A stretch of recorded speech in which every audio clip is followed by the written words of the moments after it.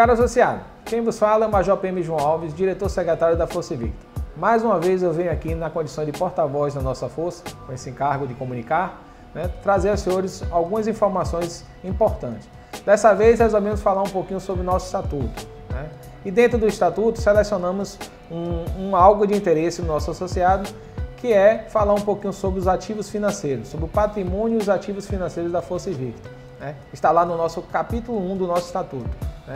Então, quando você quiser e puder, dê um pulinho lá no nosso site ou então através do nosso aplicativo e abre lá o estatuto para dar uma lidinha. É muito importante os senhores conhecerem, para ficar naquela de sabendo quais são os seus direitos e quais são as nossas obrigações enquanto associados. Pois bem, o que diz lá no nosso capítulo 1, do patrimônio dos ativos financeiros? O artigo 5º diz que o patrimônio social será constituído pelo quê? Pelos bens móveis e imóveis adquiridos ou doados, pelos títulos de renda adquiridos ou recebidos em doação, pelos depósitos bancários em conta corrente e aplicações no mercado financeiro. Então, tudo isso aí soma-se em patrimônio da Força Invicta, certo? Além disso, no seu artigo 6º, ele diz lá, os ativos financeiros serão constituídos. Ativo financeiro o que é? É a nossa renda. O que é que a gente entra de renda para a gente ter como sobreviver e como manter a nossa Força Invicta? Bom, ele diz lá que é a soma das mensalidades associadas. Aqui eu faço parênteses. De que mensalidade se trata isso? Bom, o nosso artigo 7º ele diz que a nossa mensalidade corresponde a 8% do soldo de um capitão.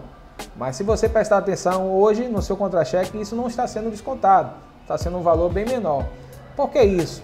Isso foi mais uma conquista da diretoria executiva, porque quando fizemos os recadastramentos, e diga-se de passagem que nós já tivemos 2 recadastramentos provocados pelo governo, onde algumas associações e algumas outras entidades de classe até tiveram prejuízo porque não conseguiram se recadastrar em 100%. No nosso recadastramento, no último feito, a gente apresentou os documentos que formam a nossa Força Invicta, entre eles o estatuto. E foi questionado pela SAEB que deveríamos então elevar a nossa mensalidade para o soldo de capitão. E diante das negociações que fizemos, a gente conseguiu não precisar elevar até 8% do capitão. Porque a gente negociou lá dizendo que o nosso associado hoje está há alguns anos sem reajustes salariais. Isso tudo pensando também porque nós temos uma saúde financeira boa e não precisamos também aumentar essa mensalidade tanto. O certo é que hoje nossa mensalidade está bem menor do que os 8% do soldo do capitão. Bom, além disso, nós temos como resultados, como ativo financeiro constituído, os resultados das nossas aplicações. Tudo que está investido hoje em fundos de aplicação. Temos também as doações recebidas, as receitas provenientes de atividades sociais e culturais. Que resta dizer o seguinte, que o somatório de tudo isso constitui renda para a Força Invicta. E como deve ser feito distribuída essa renda?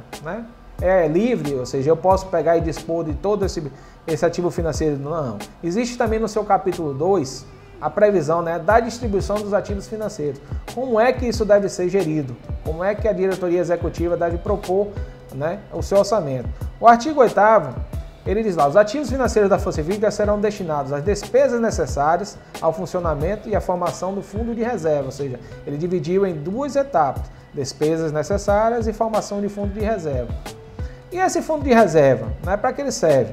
Bom, esse fundo de reserva, que é constituído de 10% dos seus ativos financeiros, da arrecadação, ele é destinado à consolidação do patrimônio da Força Invicta. Ou seja, cada vez que a gente reserva 10%, ele entra para aquele, no capítulo 1, aquela parte que fala do patrimônio. Então, se ele vai ser somado no patrimônio e vai crescendo cada vez o patrimônio vai gerando ativos financeiros. É um ciclo mesmo, para você entender. Todo patrimônio, como nossa parte do patrimônio está investido em fundos de investimento, ele gera o quê? Mais ativos financeiros para a Força. Por isso a gente costuma dizer que nós temos uma saúde financeira muito boa, porque o nosso patrimônio hoje é grande também. Não vou tratar aqui em números específicos, porque esse vídeo é um vídeo que ficará público, pode ser divulgado, e não é muito bom ficar falando de dinheiro, de somatórios, mas tudo isso está disponível no nosso site e você, através do próprio aplicativo, se você clicar aí no menu arquivo, você tem lá todo a demonstração contábil financeira da Força e você consegue ver os saldos na íntegra, onde é que tem lá na conta, tudo certinho para vocês acompanharem.